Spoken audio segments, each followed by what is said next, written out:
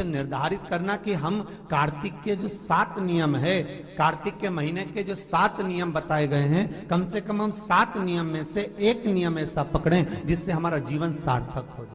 आप भले 7 नियम नहीं कर रहे कार्तिक के, भले एक नियम करो, पर वो नियम हमारा पूर्ण चलना चाहिए, उसकी नियम की पूर्णता पूर्ण होना चाहिए।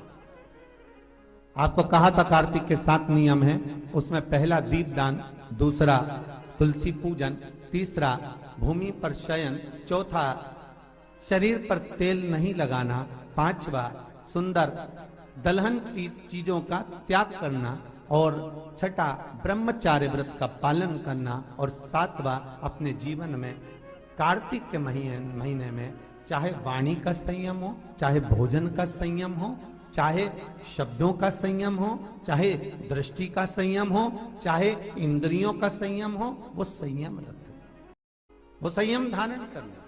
अब हमें ये ज्ञात करना है कि 7 नियम जो कार्तिक के महीने के होते हैं, कार्तिक माहत्म में जो 7 नियम बताए गए होते हैं, इन 7 नियम में से कोई एक नियम हम हमारी जिंदगी में उतार लें, कोई एक नियम हम हमारे जीवन में उतार लें, जिस नियम के बल पर हमें परमात्मा का साक्षीकरण हो जाए। कोई एक नियम, अगर आप दीप दान कर रहे हो कार्तिक के महीने में, प्रतिदिन आपने 1 महीना तक दीप दान करा महाराज, तो ये भी आपका एक नियम है। 1 महीने तक आपने जो तुलसी में जल चढ़ाया, ये भी आपका नियम है। आपने अगर वाणी पर संयम रखा है, ये भी आपका नियम। एक बहुत सुंदर बात कार्तिक के माध्यम से लीजिएगा अपने जीवन में उतारने के।